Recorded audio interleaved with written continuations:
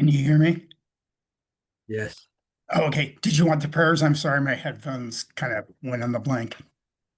that's what happened. Yeah, if you can do Bodhisattva and then the Lamrim prayer, please. Got it.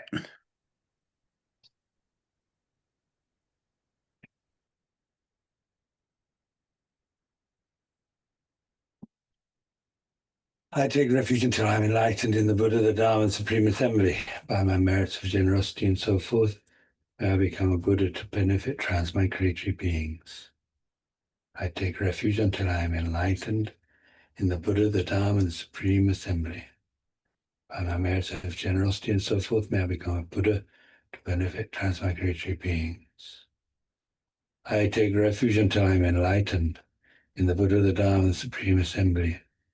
By my merits of generosity and so forth, may I become a Buddha to benefit transmigratory beings. Essence encompassing all the Buddhas, originator of all the holy Dharma of scripture and realization, principle of all the Aryas intending virtue. In the glorious holy Gurus I take refuge. Please, Gurus, bless my mind to become the Dharma, for the Dharma to become the path, and the path to be without obstacles. Until I achieve Buddhahood, please bless me to be like youthful Norsang and the Bodhisattva, always crying, incorrectly following the virtuous friend with pure thought and action, seeing whatever is done as pure and accomplishing whatever is said and advised. Please bless me to see that this greatly meaningful body with freedoms and richnesses is difficult to find and easily perishes, that action and result are so profound, and that the sufferings of the evil gone transmigratory beings are so difficult to bear. Therefore, please bless me to take refuge from the depths of my heart in the three rare sublime ones, to abandon negative karma and to accomplish virtue according to the Dharma. In dependence upon that, even if I achieve the mere higher rebirth of a deva or human, I will still have to experience suffering endlessly in samsara because of not having abandoned and being under the control of the disturbing thought obscurations. Therefore, please bless me to reflect well upon the way of circling in samsara and to continuously follow day and night the path of the three types of precious trainings, the principal method for becoming free from samsara. Independent upon that, even if I achieve mere liberation, since there is no sentient being of the six types who has not been my father and mother, please bless me to think I must fulfill their purpose and turn away from the lower happiness of nirvana. Then please bless me to generate precious bodhicitta by equalizing and exchanging myself with others, and to follow the conduct of the conqueror's sons, the six paramitas, and so forth. Having trained my mind in the common path in that way, I will not be upset, even if I have to experience the sufferings of samsara for a long time. However, please bless me to look at sentient beings with extraordinary, unbearable compassion, and to enter the quick path of the Vajrayana teachings. Then please bless me to protect my vows and samaya more than my life, and to quickly accomplish the unified Vajradhara state in one brief lifetime of this degenerate time. Okay, that's, I think that'll do, thanks. Just the Lamrim.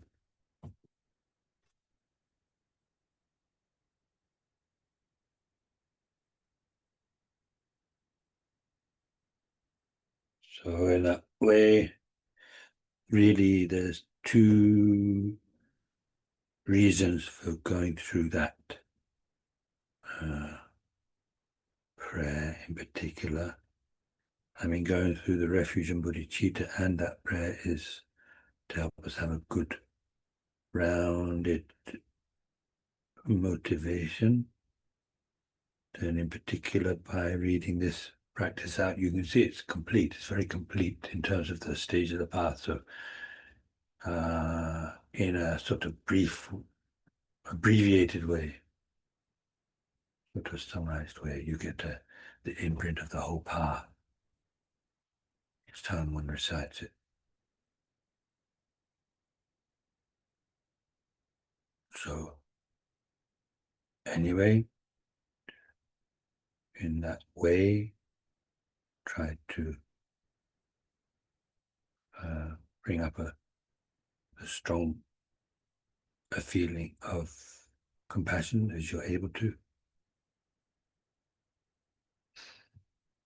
There in that prayer it mentions the evil gone ones. Maybe evil gone ones. That's a literal translation. Rinpoche liked Namazo Rinpoche. So that's his translation. I think he sort of liked literal translations when, but not in all cases, when it made sense. And although it's not, I don't see it catching on, and even amongst his students, mostly don't use that expression. But the point is, he explained, because it sounds like they're evil. You know, it sounds like the beings in the lower realms, as we usually call it. They're evil, you know, the evil gone ones, the evil gone ones. But that's not what it means. Rinpoche used to explain, you know, what it means is, well, anyway, the evil is to do with what those sentient beings did in order to arrive at that place. So it's where sentient beings end up when they have engaged in what we often call negative karma or non-virtuous karma, sinful actions, anyway, unconstructive, unskillful actions. I think you could say unskillful because, you know, there's ways of doing things. There's ways of doing things that work, and there's ways of doing things that really don't work. So you could say there's ways of doing things that are skillful, and there's ways of doing things that are not skillful. So everybody wants happiness, and nobody wants suffering. We all want happiness as much as possible. They want it to last for as long as possible. And we don't want even the slightest suffering. So that's what we want. And then we know it's not going to happen by itself, so we know we have to do something. And if you don't know, then you end up doing something which is really rather unskillful in terms of not really being a very effective way to get the happiness you want and to avoid the suffering that you don't want. In other words, you think, well, then I have to steal. You know, people steal and sometimes they get away with it in this life, but in terms of karma, of course, it always catches up with you. But anyway, yeah, sometimes it might take years. And, you know, even this life can take years. Cold cases, they talk about cold cases, right? You'd probably have TV programs about that. So anyway, yeah, unskillful. So it's like, you know, oh, if you want to be happy and you don't want to suffer, that's not the way to do it. That's not very skillful at all. The skillful way is, well, the complete opposite. Saving lives, giving, generosity. You know, like it says in the teachings on this, particularly the six perfections, right? Jinpe longshu chingi de. Wealth comes from generosity. Wealth comes from giving. Wealth doesn't come from stealing. But then you might say, wait a minute, some people steal and then they can become very wealthy by stealing. But normally, you know, the lamas say, Geshe's lamas say, and also it makes a lot of sense somehow. The wealth that they got from the stealing was like a catalyst, or sort of like a condition for them to experience the wealth that is actually the result of previous karma, maybe karma from generosity, maybe from previous life, maybe from many lifetimes ago. And then so what happens with the stealing then? Well, the stealing, then they created the karma, and eventually, possibly even in that very lifetime, they you have to experience the ripening of that, if not this lifetime, then next lifetime or some other future lifetime, unless you purify it. Mm. So anyway, skillful actions, constructive. You can see, I mean, it doesn't take much thought to understand why you would talk about constructive and destructive actions. I don't know, somehow we don't like the word evil and sinful, do we? I always feel a bit uncomfortable with it. I mean, there's this Tibetan word, dipa, and you can't translate everything in the same way. So, try to find a word to translate dipa. It means basically actions which lead to suffering. So what are you going to call it? So one way is sin or evil actions. I don't know why. I don't know about you guys, but I mean, I always feel a bit uncomfortable talking about sinful actions or evil actions. I guess it's a sin.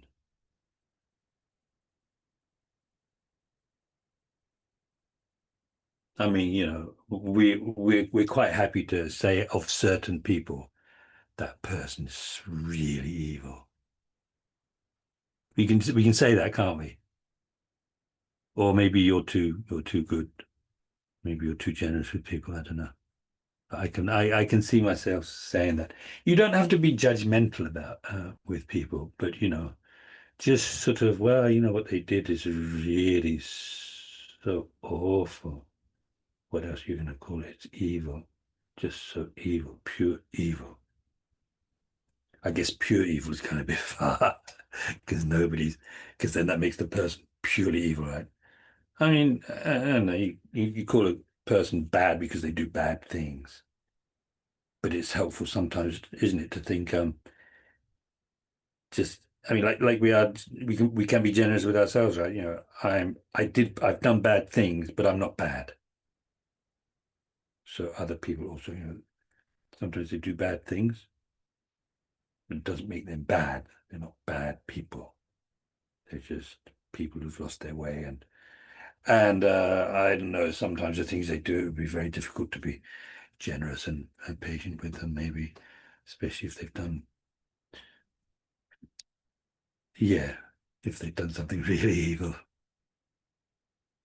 Yeah. But why do people do that? Why does anybody do anything? It all comes down to the mind, doesn't it? The thing is, those evil people that do evil things because of the evil things, because of the evil things they did, they're going to suffer immensely. That's how karma works, right? But they didn't want that. They didn't want that suffering. But they thought that what they were doing was going to bring happiness and help them to avoid suffering. I mean, they might not see it that way because I've got this feeling, before I heard Buddhist teachings about, everybody wants happiness and everybody wants suffering, it didn't really occur to me that that was how things are. And yet, if I think about it, that's sort of like that's driving one's life, everybody's life, somehow, I think. Anyway, so evil, the evil gone.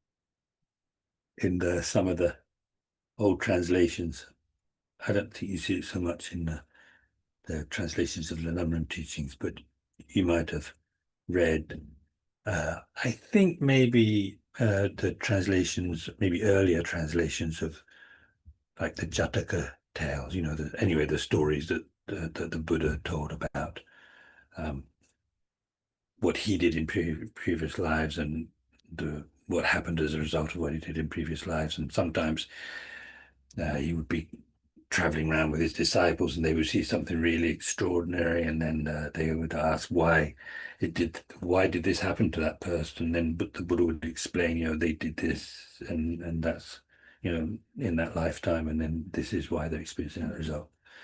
It always says the story ends often, and then they went on to their just desserts, which is a funny, funny expression, but that's they're just desserts. Never really wondered what that meant, but it always sounded like they didn't get cheesecake. They didn't get cheesecake. Anyway, so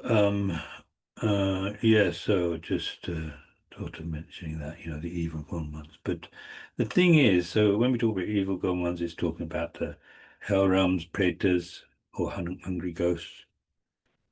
Preta is a Sanskrit word. Hungry ghosts.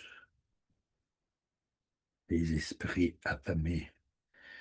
Then the animals, of course, we can see animals. Then there's the demigods and gods. Can't see those. Some people maybe can. I mean, actually, I've heard of people that can. I know one person who apparently can. A couple of women that could see other forms of light that nobody else could see. But anyway, generally cannot see. But I find so. I mean, personally, it's not like I don't believe in uh, those other life forms, the ones that I can't see. Not exactly don't believe, but somehow it's. I mean, can't see them, right? I mean, there are lots of things that we accept the existence of that we can't see, places we've never been to, but you assume that they are there. And like the Tibetans say, we can't see the back of our own neck, can we? But we know it's there. So you can't say that whether something exists or not is a question of whether you can see it or not. Hmm.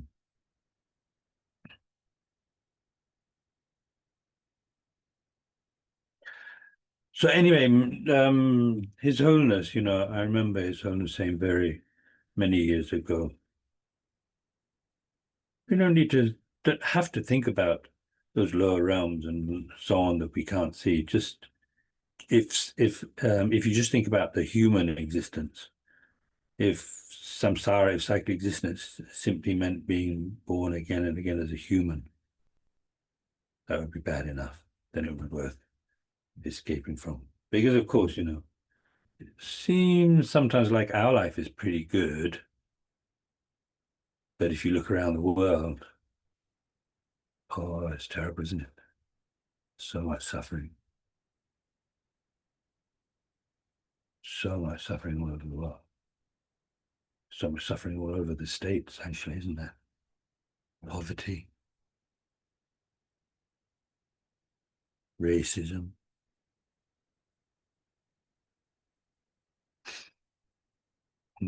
So many isms. So much of that kind of thing. But also, just, well, the poverty, they're not getting the right kind of food, and then you've got the obesity and all kinds of malnutrition, suffering that comes from not eating properly, and diseases that people get particularly because of not eating properly. Wow, there's just so much, isn't there? So much fear, so much pain, so much unhappiness, so much evil being done. And one very useful teaching, which I think originally would come from the uh, it's what we call the small scope anyway, that when you're meditating on the precious human rebirth, death, lower realms and so on, karma, those things. So when you see the suffering in the world. That suffering is happening because of karma that I also have created many times. I have the karma to experience that also. Maybe I have thousands, millions of karmas, imprints, in my mind, in my mental continuum, that, if they ripen, then that's the kind of thing they were ripening.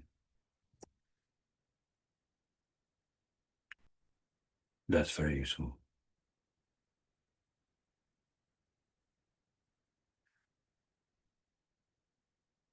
It gives you some energy also to purify, right?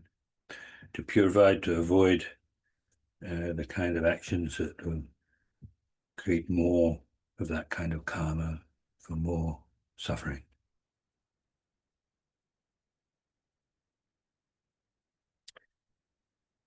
Of course, just that isn't enough, because, when we think about the four truths, truth of suffering, then the truth of the origins of where that suffering comes from is karma, but actually where the karma comes is from the mental afflictions, and the worst one really is the mental afflictions, like attachment, anger, and so on, miserliness, jealousy, all those. Those are the worst, because, like they say, if out of the two, if you had no more karmic imprints at all, then because there are still the mental afflictions, we would create more and more and more new karma, like hand over fist, just over and over again. Whereas if you completely get rid of the mental afflictions, even the karma remains, that karma can't do you any harm, because for the karma to, we're talking about the destructive karma. Right? So for that karma to come back at you with suffering, needs also the mental afflictions to sort of like as a sort of like nourishing, active or activating factor. So the worst is the mental afflictions, and of all those, amongst all different mental afflictions, the worst one is ignorance, which is the root of psychic existence. Ignorance about well, sometimes we call it true grasping, sometimes we call it self-grasping. Anyway, it's the belief in existence of an I that doesn't actually exist. So through, depending upon our aggregates, in other words, our body and mind, there's an appearance of an I. We think I, so there's an appearance to our mind of an I, and that I appears to exist from its own side, not merely labeled. And so it never occurred to us. And now that we've heard about it and we think about it, then we can see very clearly it doesn't appear to be merely labeled. Everything is merely labeled, but nothing appears to be merely labeled. So things don't appear and then to be merely labeled. And so that's the meaning of saying they appear to exist from their own side, not merely labeled from the side of the mind, but existing from their own side, independently of the mind. So then not questioning that appearance, feeling very strongly that things are as they appear. That's basically the ignorance that we're talking about. Self-grasping, true grasping. And for that mainly we need wisdom. Wisdom that understands that such a thing does not exist. An independently existing I does not exist. So anyway, there's a huge number of texts, even just by Lama Tsongkhapa, explaining about this. Sometimes you wonder why it has to be so complicated. But it is, anyway. It is quite complicated to really get it clear. But the basic idea is sort of straightforward.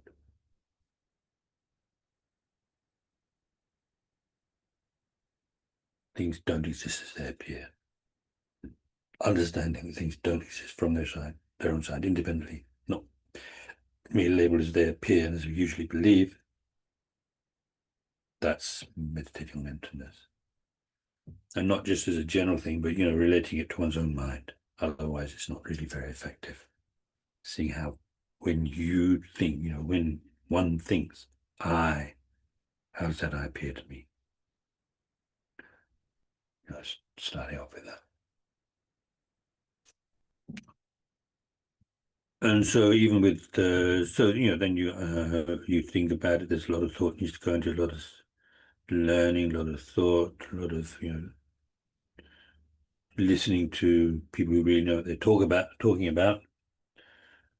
Some of the great lamas and great geshes, they really know what they're talking about. They seem to really be teaching from their own experience, which is very useful for us to have people that are really actually have the experience, so they can speak from experience, actually having got these insights. Through this process of listening and studying and thinking, reflecting, then eventually you get a real, genuine understanding. You keep meditating on that, and eventually it becomes, like a direct perception, like being able to see something in the palm of your hand, not just sort of, because in the beginning the understanding will be conceptual, so it might be very precise, but somehow not as clear as having a direct perception. Then you really start cutting through the mental afflictions layer by layer until they're completely gone. So just with that wisdom, you can gain liberation. But of course, that's not enough, because what about all the other sentient beings who've been out, kind mother and father countless times? Actually, even if they hadn't been, how can you think of just yourself when there are countless other beings that need your help? So that's why we talk about, based on compassion, then bodhicitta, wanting to achieve enlightenment, so you'll be able to really help them, help the sentient beings, mother sentient beings. And the way to do that is, based on the bodhicitta, practicing the six perfections. So that's where we are here. So it wasn't exactly what I was planning to do. I think it'd be nice to spend some time meditating at the beginning of each class, but anyway. Perhaps I was talking and you were meditating. Maybe we can assume that.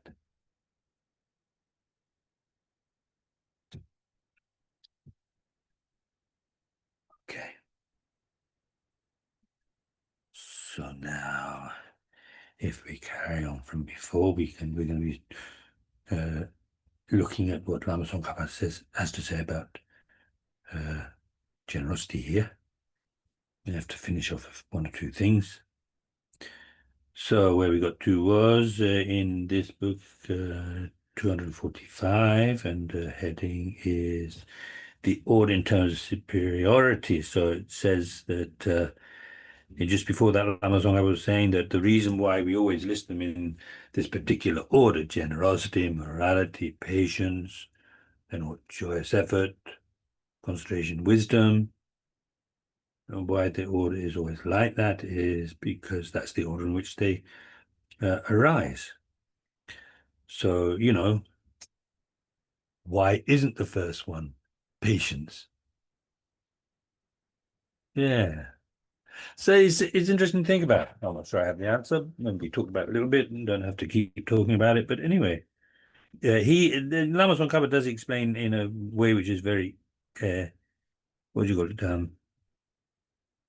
reasonable, but still, sort of. So part of meditating on this is to sort of argue with yourself. If we had discussion groups, we could discuss with each other. But, to discuss with yourself, argue with yourself. Okay, so Lama Tsongkhapa says generosity comes first. It arises first. What does that mean anyway? It arises first. And why generosity? Why not patience first? What would be wrong with saying patience arises first? And, sort of argue in your own mind backwards and forwards, and then that helps you to understand better. Then the order of superiority. So Lama Tsongkhapa, there must be more on this in the Lamrim Chenmo, his great exposition of his long Lamrim anyway, great exposition of the stage of path. So here is nothing really. The order of superiority is the earlier ones are inferior and the later ones are superior. What on earth is that supposed to mean? I mean, maybe, in terms of generosity and wisdom, so the generosity, even without the right motivation, as I was saying before, this is what comes up in the teachings on generosity in the Madhyamaka. Even without the right motivation, the giving things brings wealth, resources.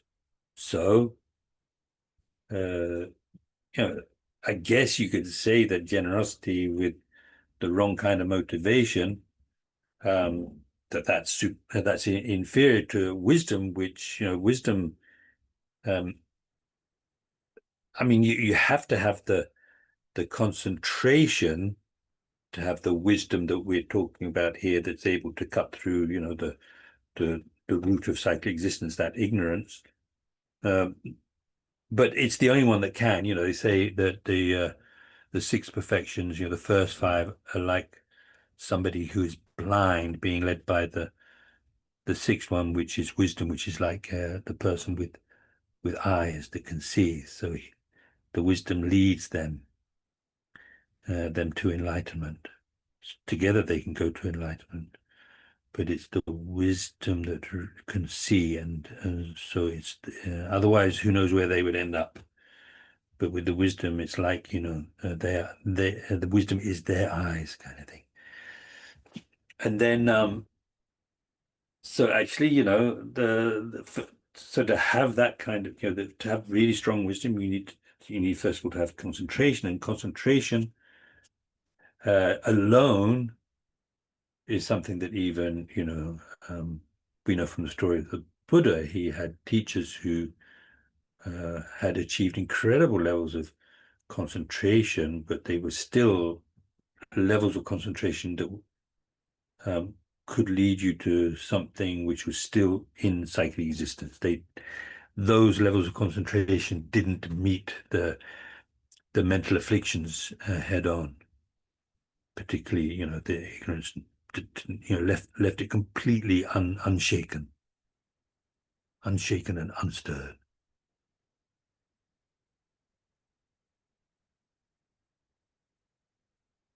So yeah, so you can see, so the concentration is very important, but it's inferior to the wisdom in the sense that the just by itself, it could just be more samsara. So anyway, then in between, I don't know. But so you can, it makes sort of some sense. I don't know. I mean, so you could say all of them are difficult. So there's in terms of difficulty, actually the difficulty comes in the next one. Since the earlier are easier to engage in and perform than the latter, they are coarser. Since the latter are more difficult to engage in and perform than the earlier, they are more subtle.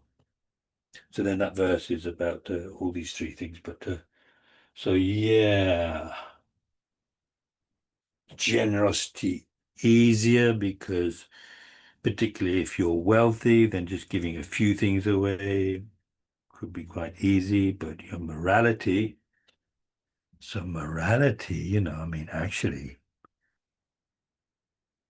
um, it sort of seems like the morality of not killing. Who wants to kill? But I sometimes think that keeping morality is a sort of a luxury, by which I mean that when we have a certain level of affluence, it's relatively easy to keep morality. But if, like they say, if there's just one loaf of bread left in the shop, if everything breaks down, then what do? You're hungry. Maybe you've got kids that are hungry, or old parents that are hungry. What are you going to do? What are you going to do? Just step back and let everybody else go for it, or what? If and that, actually, I'm missing the point, aren't I? The point is that would you be prepared to steal if there's, either you don't have money or you've got money, but no matter how much money you've got, it's just everything's skyrocketing in price. Would you steal? Would you kill to get it? If you have nothing else to eat, would you eat I don't know, would you kill animals to eat because you're just starving? You're just starving hungry and your family needs to eat. What would you do? So do you see what I mean about, in some ways morality um, is a luxury.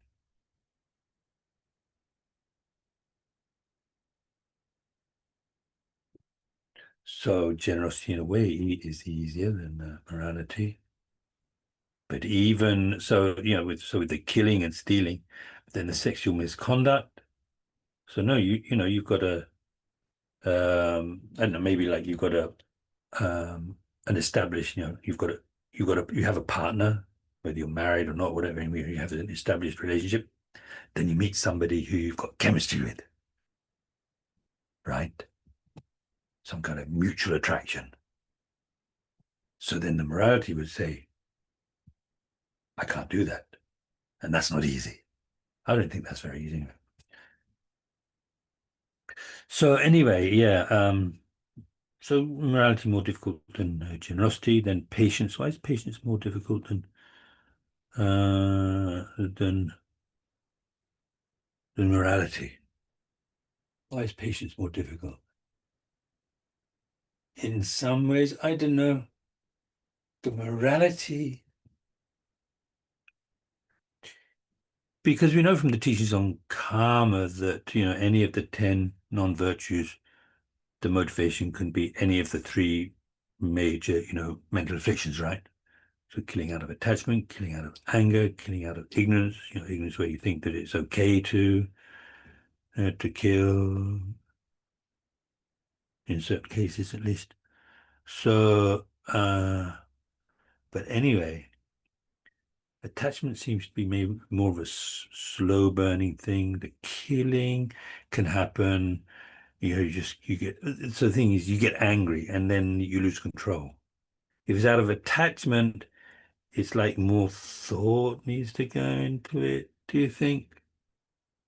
Like for example, you're hungry, so you want to kill that animal. Killing out of hunger, out of attachment. Maybe you're having a bit of a fight with yourself. It's like you don't want to, but then you're hungry.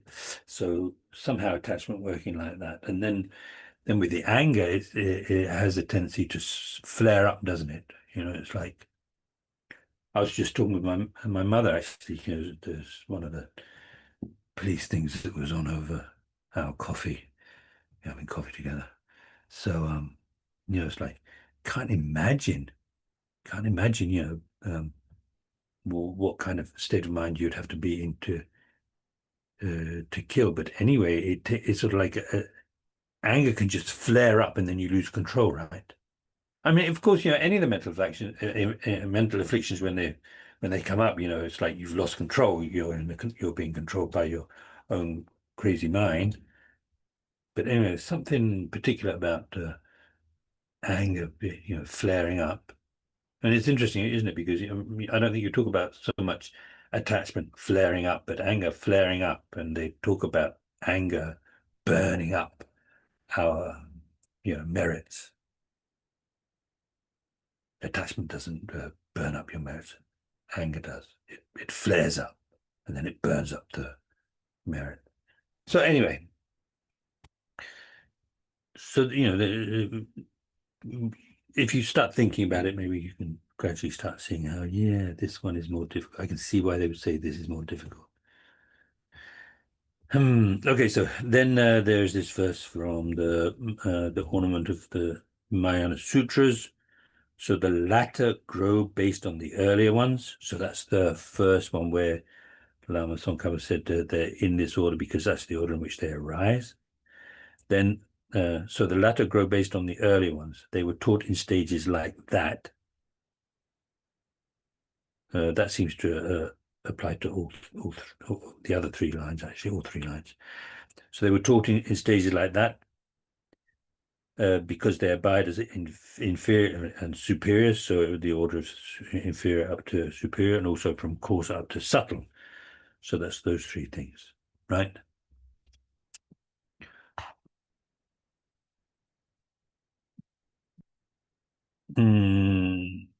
Okay, so then how to train the conduct in general. When it says conduct here, it's talking about, what we would often call the Bodhisattva practices. Bodhisattva practices. And also, like I was saying, so a guide to the Bodhisattva's way of life. So how to train in the Bodhisattva's way of life in general. So this has 2 points. So training in the perfections, that's the 6 perfections that ripen one's own Buddha qualities. Then training in the 4 ways of gathering disciples that ripen the minds of others. So let's see. I've lost what it's. I can't remember what it says in here. In dans le thé, pour ma selle, tu vois pas shooting là. On est shooting. Hang on a moment, please. Student 7.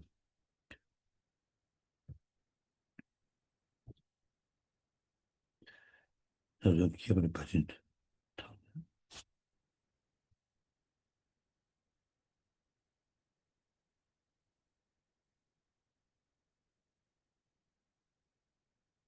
Chubajil absolutely. Oh yeah, okay, so don't. Oh yeah, it's exactly what he says. So, and what Lama Tsongkhapa says. So, the 6 perfections are for ripening one's own Buddha qualities. They often say for the 6 perfections are for ripening one's own continuum. Then the 4 means of, he calls them the 4 ways of gathering disciples. That's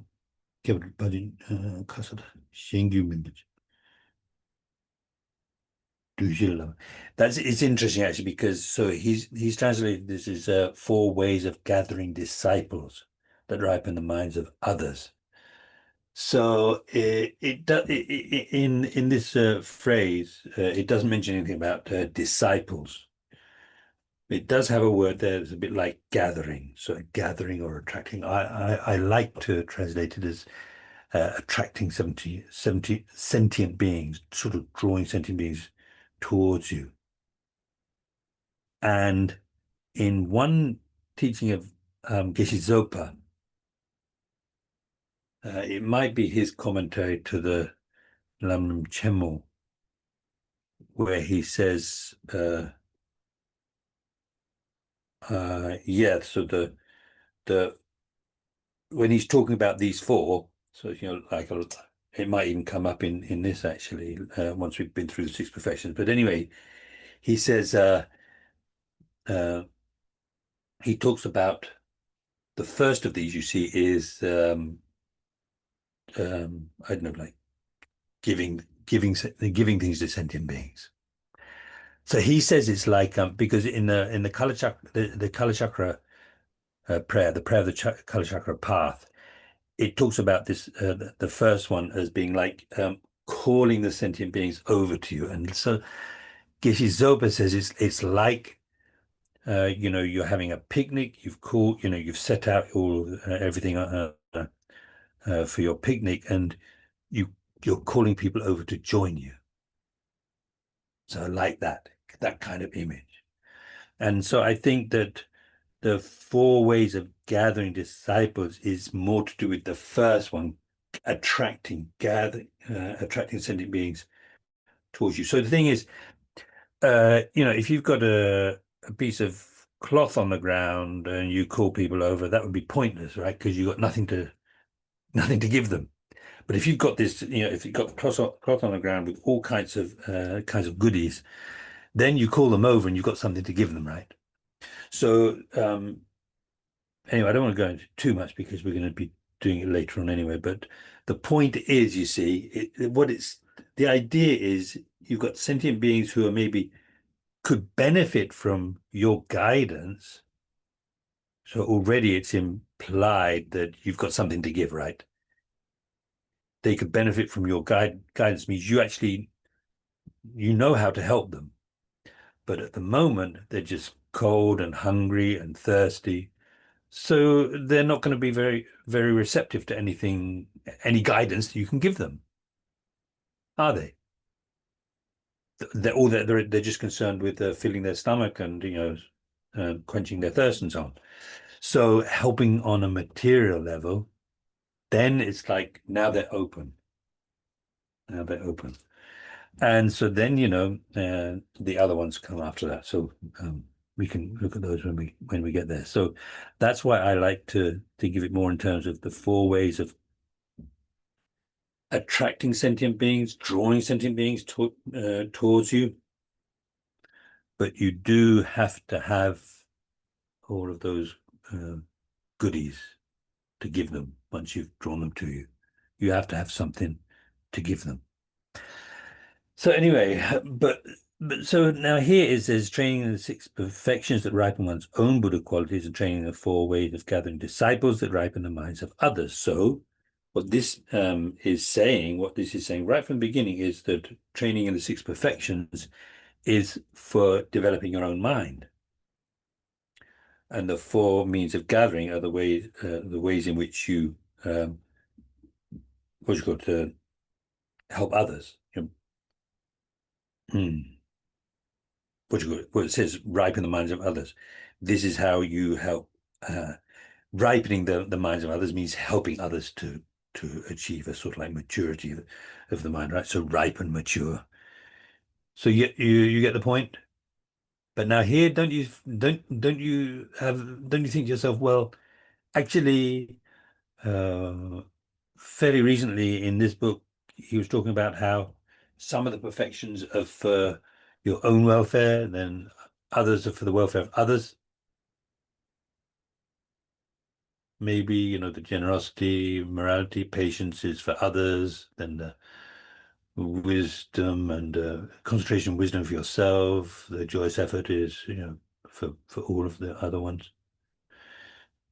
So this is, that's something to think about. The 6 are for ripening your own continuum. So ripening your own continuum is maybe different from accomplishing your own welfare. And the ripening the minds of others is maybe not exactly the same as, accomplishing the welfare of others. Anyway, I haven't really thought that much about that, but that would be maybe one reason why this isn't really, maybe on the surface seems to contradict what he was saying before, but maybe isn't. So training the perfections that derive from one's own Buddha qualities, you've got these 6. So generosity, then ethics. So he's calling ethics. I'm in the habit of just saying morality, Then patience, joyous effort, meditative stabilization, which, yeah, I already explained. I prefer concentration, basically. Then wisdom. Sherub, shibirub. So it's interesting, actually. I don't know. It's the Tibetan is sherub.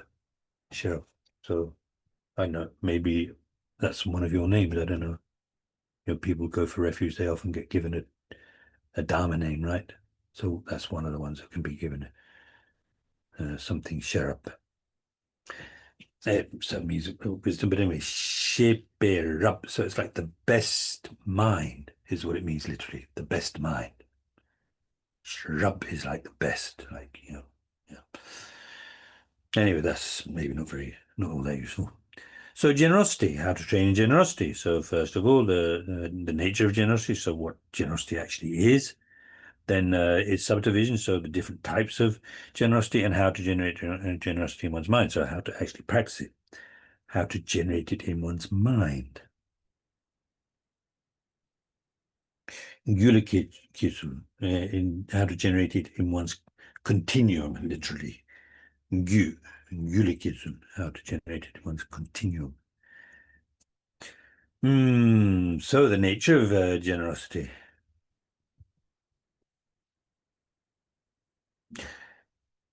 Okay, so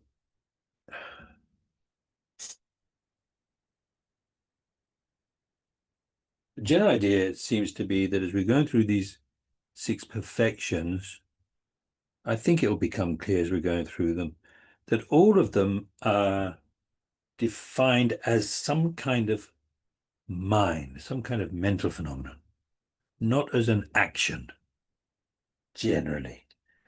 So then let's look at this, the nature of generosity. So what generosity is. The nature of generosity is a virtuous intention to give and the actions of body and speech motivated by it. It is the intention at the time of the body and speech engaging in generosity. So that's actually, the main thing about the nature. So, Dongwe Senba, that's exactly how it's. So it's the intention to give. I don't know why he says Dongwe Senba. Dongwe Senba gewa dang dekun. Yeah, okay, so it's a virtuous intention to give. I guess you could have a non-virtuous intention to give. But in any case, virtuous intention to give. Generally speaking, it's sort of described as just Dongwe-senba, the intention to give. So in other words, when by like how would you say, developing, bringing up, generating, often say, the intention to give. In other words, when you have the intention to give arising in your mind, that's generosity. And so practicing generosity means developing that intention to give, making the intention to give stronger and stronger and stronger. Okay. So it's an intention to give, right? And yet, so the nature of generosity is a virtuous intention to give and the actions of body and speech motivated by it. So I was quite surprised at first to see it says it like that, because action, if you say actions of body and speech, that's a physical thing, right? The actions of body and speech are physical things, aren't they? Yes or no? Okay, so we've got a few thumbs up, so that'll do. That'll have to do. Let's see if I can change it. I've just realized that I usually change it so that I can. So I've got the, what do they call it? Gallery. No, I can't do that.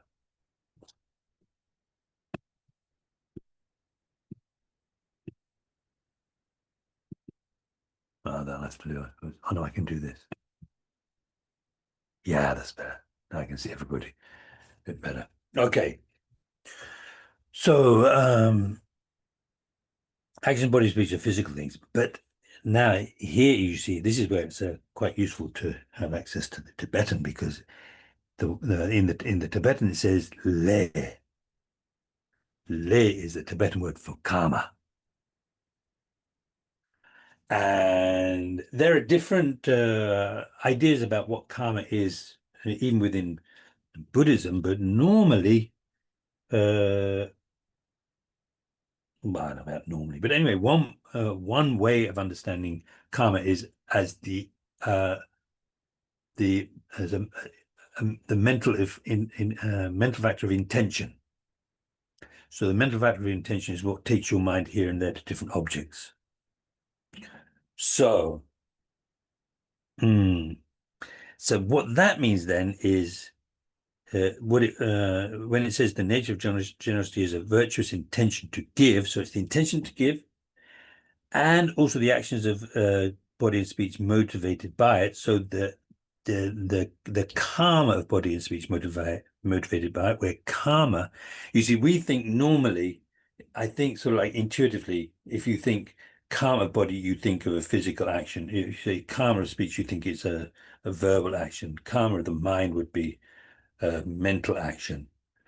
Whereas if you think that karma means the mental factor intention, actually it would be the mental factor of intention that's there when you're doing physical actions, and the mental factor intention that's there when you are saying things, and the mental factor of intention when you're thinking things.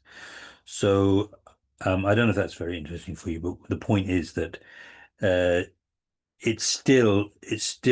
means that still generosity is something to do with the mind, something that you're developing with the mind. Okay, so it's the karma of body and speech motivated by the wish to give.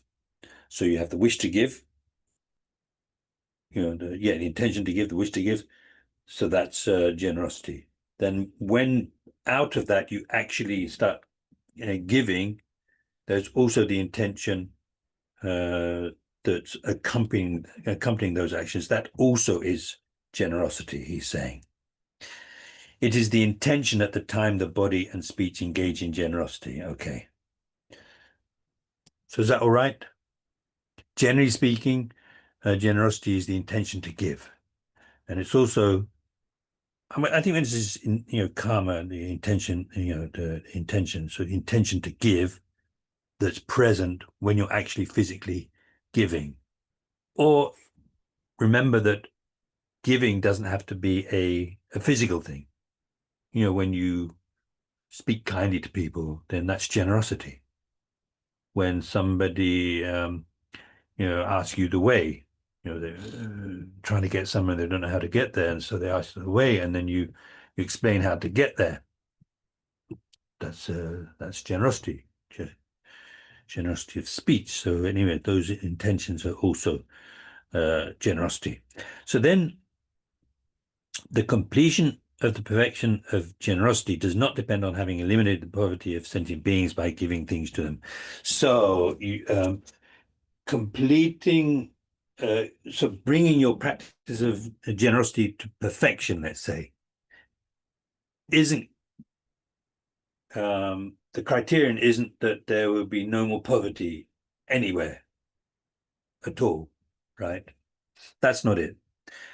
Rather, generosity, what the thing is, if it did, then that would mean nobody has ever, and nobody would ever achieve the perfection of generosity. Because look, the Buddha became enlightened by practicing the six perfections, bringing the six perfections to completion, but there's still poverty in the world, and so on. So it can't be that. The completion, so rather, generosity is perfected when one's miserly grasping is destroyed, and when one has become completely familiarized with the mind of giving to others, along with its effects. So in other words, the mind of giving everything, and as well as the mind that wants to give even the good things that will happen as a result of having given, wants to give everything. That's why we talk about, giving one's body, giving one's possessions, and giving one's merits, sort of giving everything away.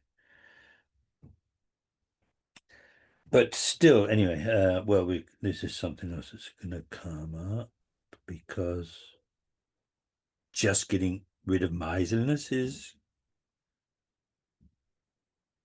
if you completely get rid of miserliness, then you've got the perfection of generosity. Because miserliness, what do you think? Is it a mental affliction? Miserliness, stinginess. Seems like it would be a mental affliction, wouldn't it? Some kind of attachment, something to do with attachment, right? So, but it's not just Buddhas that are free of miserliness, right? What about the arhats? Those amazing beings that have gone beyond samsara. They're not enlightened, but they're beyond samsara, so they have no miserliness. So does that mean they've completed the perfection of giving? There's going to be something about that later on. We'll see.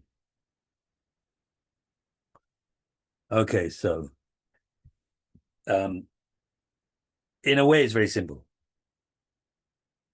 Generosity is the intention to give, and perfecting it means perfecting the intention to give. So like developing that wish to give to the point where you can actually, your mind has become so powerful in that intention that you could actually give anything away, and you would give anything away, absolutely anything. Right. And yet there has to be a bit more to it than that. Well, anyway, if you have no miserliness, does that mean that you would give everything away? I'm not sure. So if you have no miserliness, you have no clinging, but maybe giving everything away would be another step beyond that. So then the subdivision, so the different types of generosity. So there's two things to look at here. One is the different types from the point of view of individual bases, and then from the nature of generosity itself. Well, we'll see what that means, right?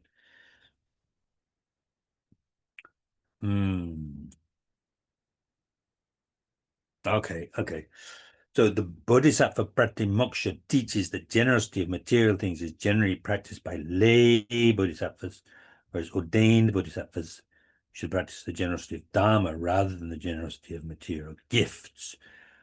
Bodhisattva, we know, Pratimoksha, literally that means individual liberation. So it's we tend to associate Pratimoksha, individual liberation, with sort of it's sort of like body of teachings that contains all the guidelines for the monastics, those who take, like the monastic ordination. But it's not just that. I've mentioned that before. It's not just that. There are also lay vows, right? So that's all it comes from, the Pratimoksha.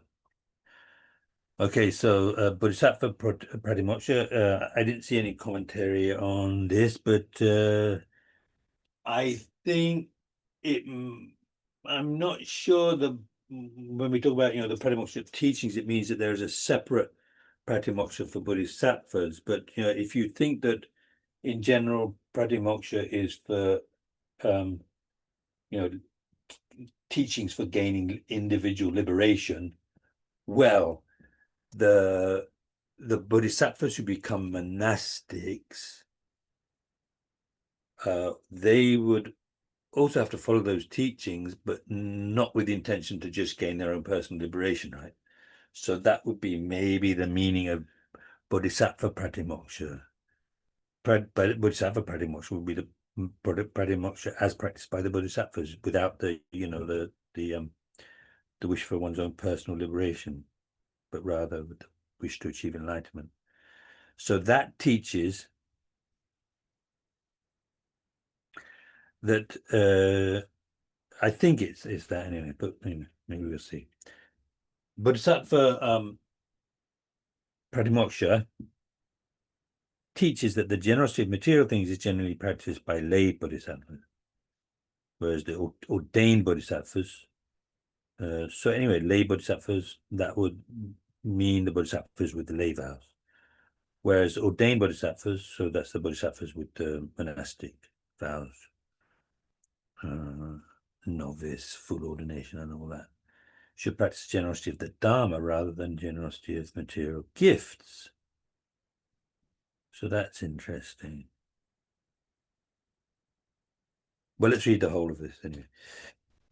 Moreover, the compendium of trainings says that this is prohibited for the ordained to give. Sorry, it says that it is prohibited for the ordained to give gifts after working for material things, considering that it interrupts studies and so forth.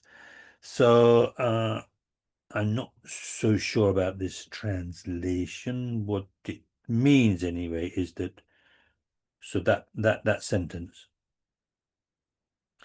moreover, this text, the Compendium of Trainings, which is also by Shantideva, the author of the Bodhisattva, that teaches that the thinking behind that Bodhisattva Pratimoksha teaching that the lay people should practice generosity of giving material things, whereas the ordained Bodhisattvas should practice the generosity of Dharma.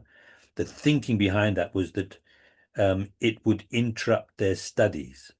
So in other words, there is something about the way of life of the once you have the monastic ordination, tendency to live in monasteries and things. But anyway, for the life to become simplified, so there's more space, and in fact, this is the purpose of it. So you've got more space, you've got more time for studying and meditating. So, in other words, Shantideva is saying that when it says that in the Bodhisattva Pratimoksha, what it's getting at is that the monastics, if they think also that the main thing about practicing generosity is to give lots of alms to poor people and so on and so on. Anyway, it mainly means material giving. Then there's a great risk that they would neglect their studies and their meditation, and maybe even their teaching, in order to accumulate wealth so that they can practice generosity. And that's what the Pratimoksha is teaching against. Okay, but that's why it's saying should not do that. So then Lama Tsongkhapa goes on to say that they should give material things if they attain them in great quantities through the power of previous merit without harm to their virtuous activities. So if somebody is so anyway, being if you're going to become a monk or nun, you don't have to be poor. You could be rich. So if you're just rich because of inheritance or whatever, or maybe you're rich because you spent the first part of your life just happened to make a lot of money, huge amount of money. Maybe you became a billionaire, and then you decided to become a monk or nun. That would be interesting, wouldn't it? I didn't hear any billionaires decide they wanted to become monks and nuns. They probably have a busy life. I mean, just give it away anyway. Easier said than done. So yeah. So if they're just like not naturally rich, but if they were already rich just because of previous karma, previous generosity, so they're rich, then that's okay. Then of course they should give it away. Then of course they should practice the generosity of material things. Of course, no problem.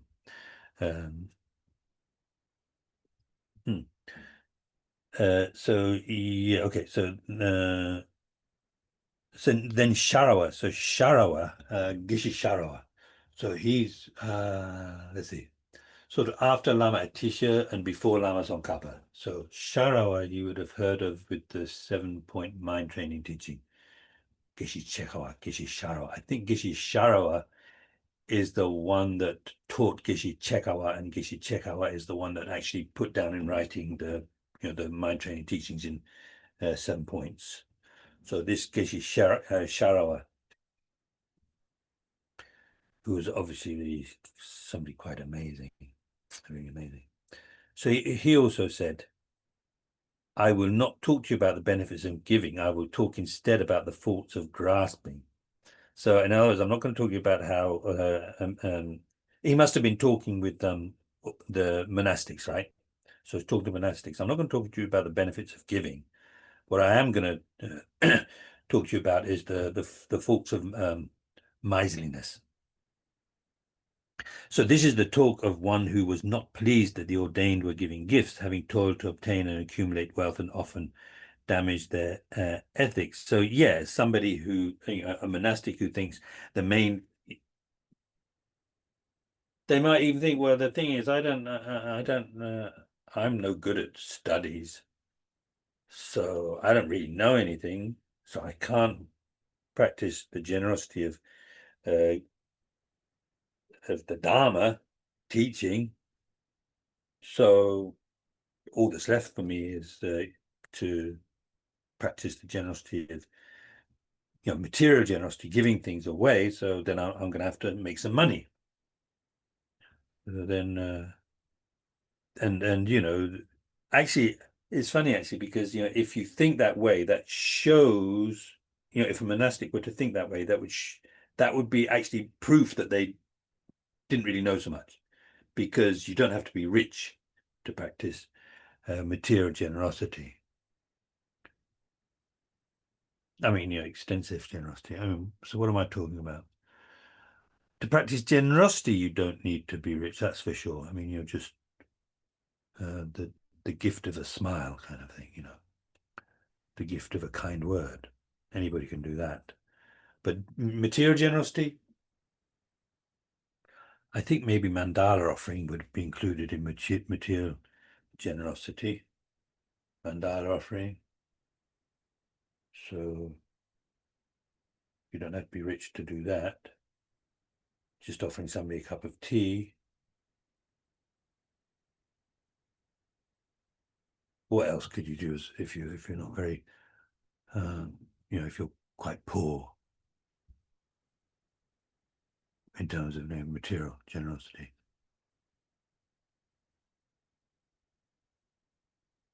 See, the thing is, in our, if you do the 6-session Guru Yoga, if you had the highest yoga tantra initiation, then you had the, you have the 6-session Guru Yoga. So then part of that is it has, the generosity of, but you've got the practice of generosity included in it, 4 types of generosity. And that's all to do with the mind. So even if you are so poor that you really don't have anything that you can actually materially give, cultivating the thought to give everything, imagining that you're giving everything, you are practicing material giving in that, bearing in mind that the main thing is the intention to give. I think that that's useful to think about. And like, for example, a few years ago, Dr. Rinpoche gave the initiation. We often know it in English as the slaying the ego. So he gave the empowerment. He also gave some teachings, and then there was a commitment, very brief commitment. So this that commitment involves imagining that. Yeah, imagining that you're giving away your body. You bless it so it becomes very pure.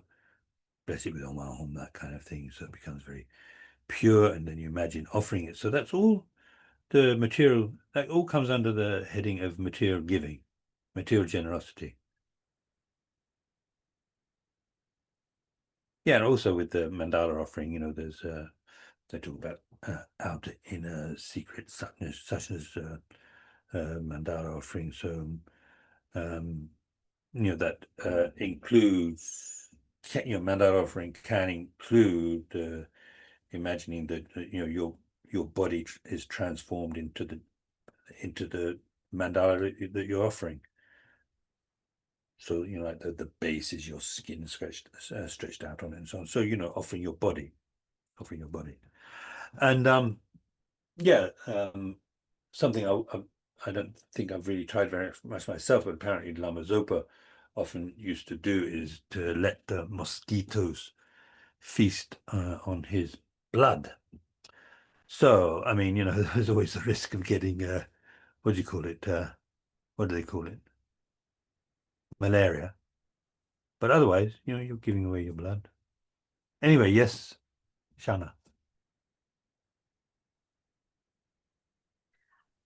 I just had a question because we were talking about the giving your body. And there's been a lot of talk about like generosity and giving, and the essence is letting go of the I, like not realizing that.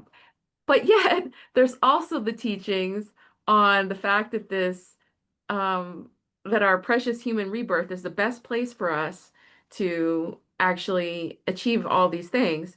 But if we don't protect, if we don't protect our body, if we don't protect our, our family or whatever, like it just seems like if you lose it, if you give it up, then you don't have it anymore, and you have no guarantee that you're going to get another human body. Right, right, right. How does that fit together? Well,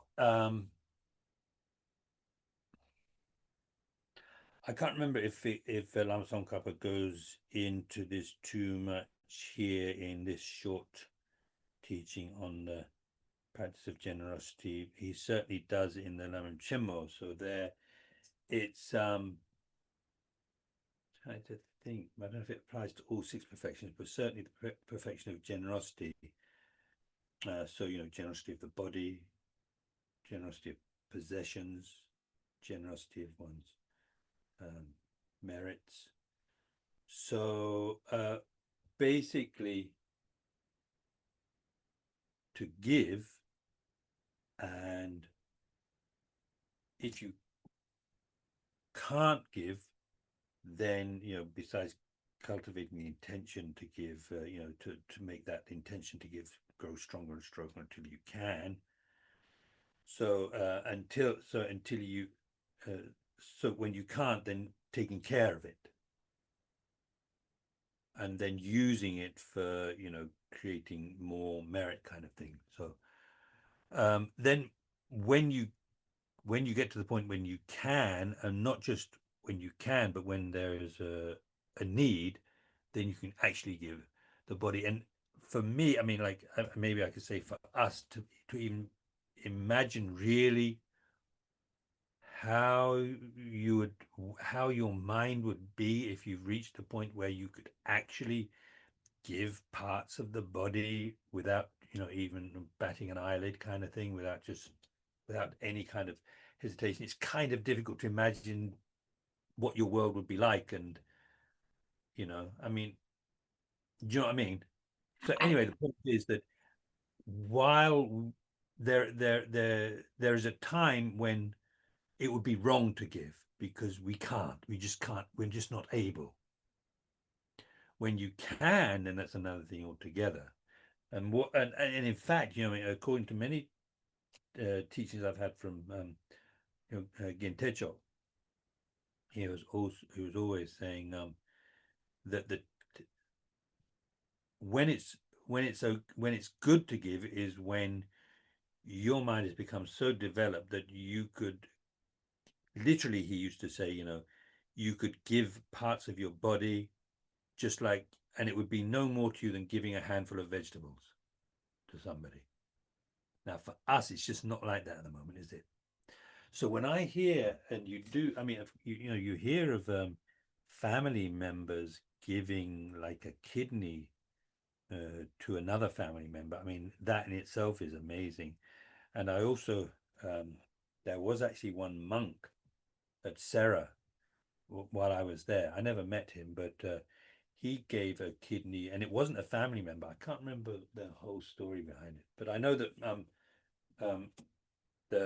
my teacher was, really, Gentecho was very impressed and all that. But this monk really didn't like anybody talking about it, bringing it up with him. He just couldn't stand that, because you can imagine, if you have decided to do that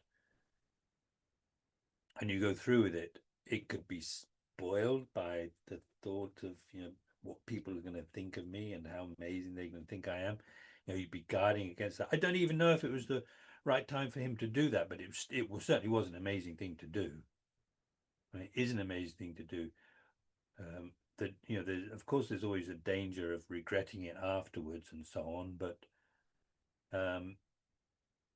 yeah. But anyway, so the teaching in the teaching here is to take care of it and use it well until you get to the point where you can give it, and when it's worthwhile to give.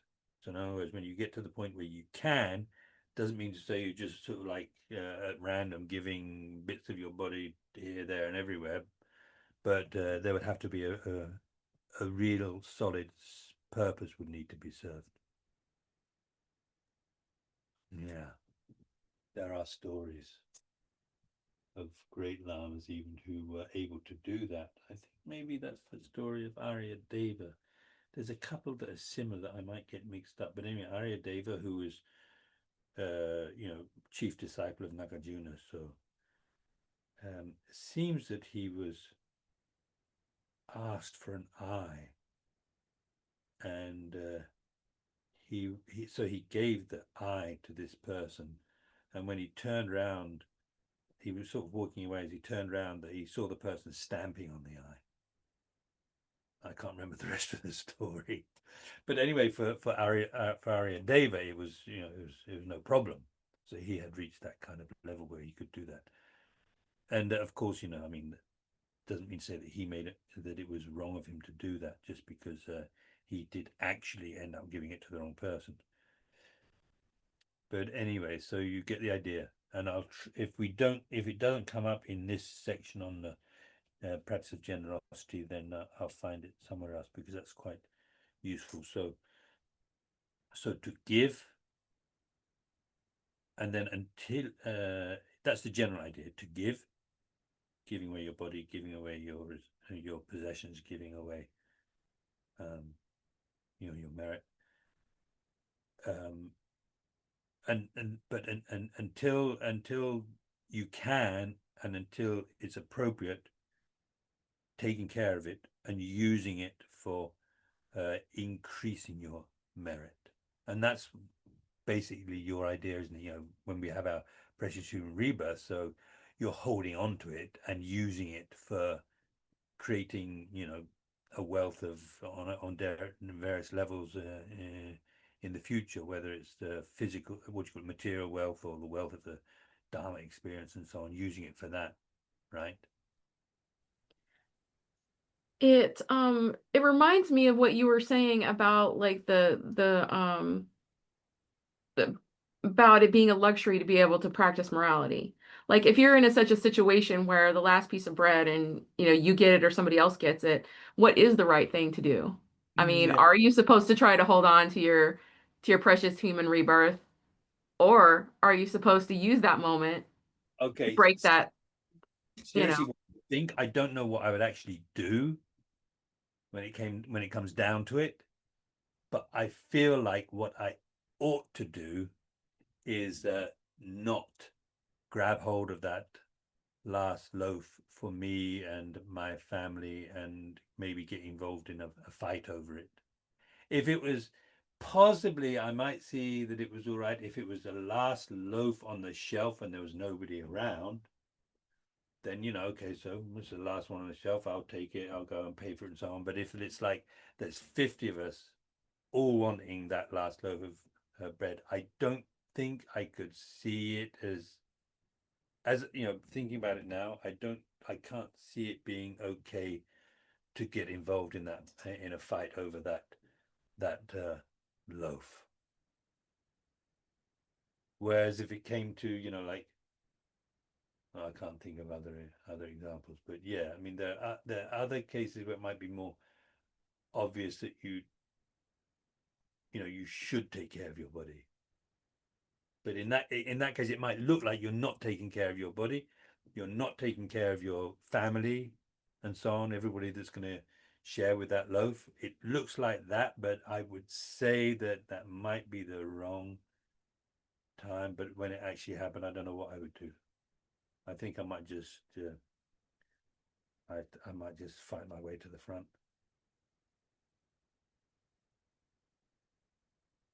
I think I might do that, but I hope I wouldn't. Yeah. So that's that. I think just read this next little bit, and then we can actually sort of talk about it next time. So that is So it said subdivisions from the point of view of individual bases. I think the individual bases, what that would mean is the way that generosity is practiced. If you're a householder, lay person, versus how you'd practice if you're if you have the monastic vows. So bases there is talking about the so different types of generosity according to the person. When it says basis, that for some reason somehow that often means the person. Like they talk about we have this basis which is the precious human rebirth with the leisures endowment. So in that sense, so there it was talking about so the generosity of material things mainly for the lay people, and generosity of the Dharma mainly for the monastic, those different types of bodhisattvas. But it's just a general idea, and you can see, because like he said that actually there are some very in our world. I mean, I think it has been like that in the past also. There have always been exceptions. So we have a lot of lay people, householders, as they say, that have a great knowledge of the Dharma and who are very good at teaching. And even at the time of the Buddha, there was, what's his name now? I can't remember his name. Now. There was this one lay disciple of the Buddha who was, who was incredibly sharp, incredibly well educated. And there were stories about him running circles around the monks because he knew so much more than they did. So anyway, so there's that. Now then here in this last bit, it's not the last bit, but the next bit is talking about the three different types of generosity. So you've got the generosity of the Dharma, is to unmistakably teach the holy Dharma, to also to teach the worldly aims of action, such as crafts. So that's the main thing anyway, teaching people how to earn a living in a way, and so forth, in a way that is logical. I'm not sure about logical, more like in a suitable way. This one word rigpa, sometimes it can mean logic, but sometimes it means like something which is suitable. And then also free from wrongdoing, so teaching them how to earn a living in a way that's suitable and also doesn't involve creating negative karma. And then getting others to engage in upholding the basis of the trainings. That's talking about morality, actually. Morality is the basis of the other two trainings. So that's the generosity of the Dharma. So it's to do with teaching, showing people. Then the generosity of fearlessness is to thoroughly protect others from fear, in other words, dangerous situations of humans, such as kings. I guess it would also include presidents, prime ministers, and so forth. Fear of non-humans, so also like lions, tigers, and so on. And then fear of the elements, such as water, fire, and so on. So freeing from danger, generosity of freeing from fear, freeing from danger. Then the generosity of material things is to give material things to others. That's pretty straightforward. So that's okay. So in the when you have the tantric vows, then there's another one on top of that, which is the generosity of love, the generosity of loving kindness, which is good to know about, because what it means is just wanting others to have happiness and the cause of happiness. That in itself is generosity of love. Okay, so we can stop there. Okay.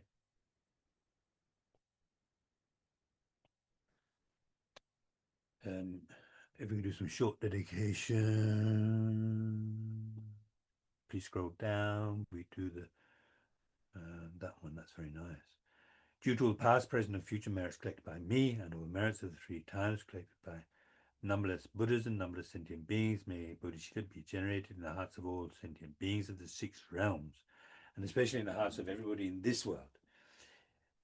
Especially all those who are in powerful positions in the lives of other sentient beings, whether it's religious leaders, political leaders, people who have power over the lives of others, to all generate bodhicitta, including all the students, benefactors, and volunteers and staff in the FPMT organization, and especially Land of Medicine Buddha.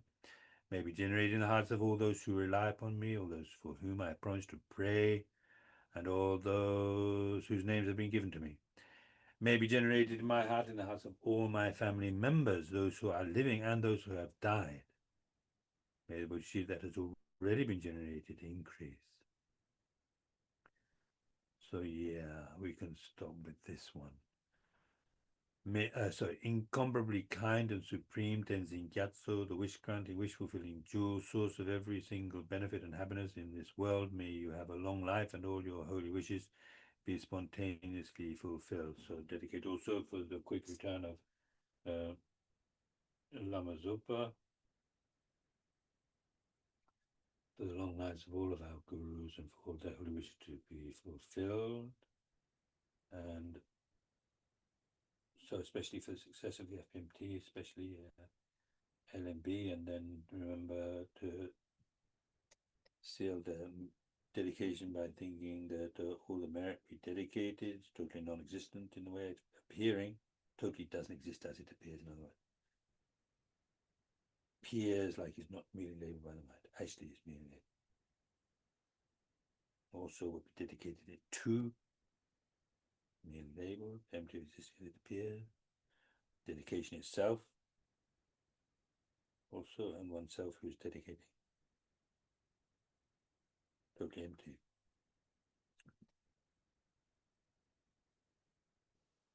Okay, so thank you so much, and see you next week.